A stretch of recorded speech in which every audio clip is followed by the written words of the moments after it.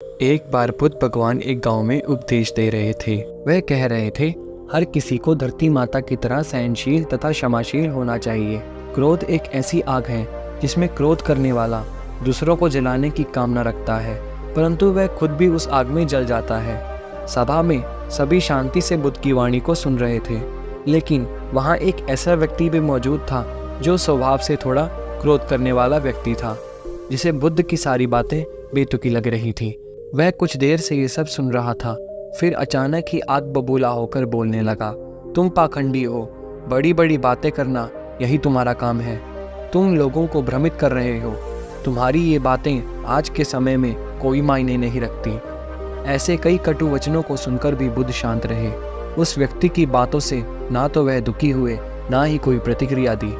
यह देखकर वह व्यक्ति और भी ज़्यादा क्रोधित हो गया और उसने बुद्ध के मुंह पर थूक दिया। इससे बुद्ध के शिष्य क्रोध में आ गए, परंतु बुद्ध अब भी शांत थे। बुद्ध के सबसे नज़दीकी शिष्य आनंद ने कहा, बस अब बहुत हुआ, हम और बर्दाश्त नहीं कर सकते। इस व्यक्ति को सज़ा मिलनी ही चाहिए, नहीं तो बाकी सब भी ऐसा करने लग जाएंगे। बुद्ध ने कहा, तुम सब शांत हो जाओ। उस व्यक्ति ने मुझे ठेस नहीं पहुंचाई है, परंतु तुम मुझे ठेस पहुंचा रहे हो।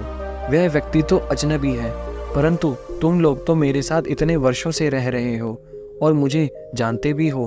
फिर भी अगर तुम प्रतिक्रिया दोगे तो उससे मुझे ठेस पहुंचेगी।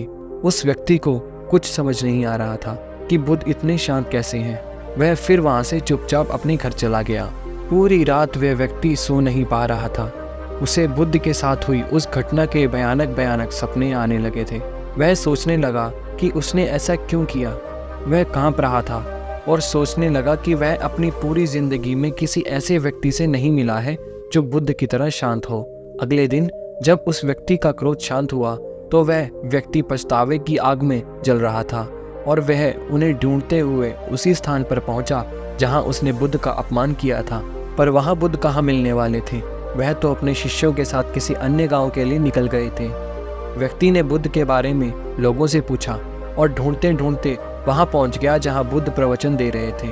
उन्हें देखते ही वह उनके चरणों में गिर पड़ा और बोला, मुझे क्षमा कीजिए प्रभु।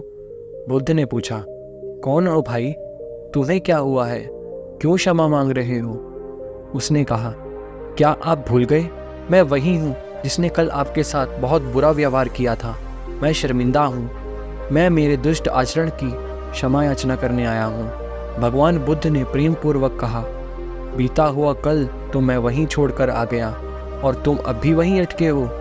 मैं वो व्यक्ति नहीं हूँ जिसके साथ तुमने वो किया था। गंगा नदी हमेशा बहती रहती है, पल पल बदलती रहती है। वह कभी भी वो गंगा नहीं रहती जो वो कुछ क्षण पहले थी। मनुष्य भी नदी की तरह होता है।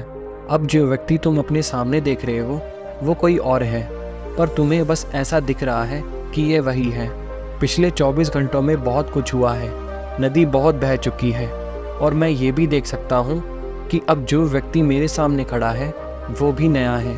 अब वो व्यक्ति वो नहीं जो वो पहले था। जिस व्यक्ति ने थूका और जिस व्यक्ति पे थूका, दोनों ही यहाँ मौजूद नहीं हैं। तुम्हें अपनी गलती का आभास हो गया, तुमने पश्चाताप कर लिया, तुम निर्मल हो चुके हो। अब तुम आज में प्रवेश करो।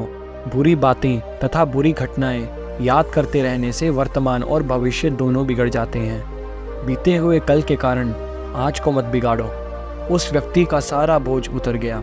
उसने भगवान बुद्ध के चरणों में पड़कर क्रोध त्याग का तथा क्षमाशीलता का संकल्प लिया।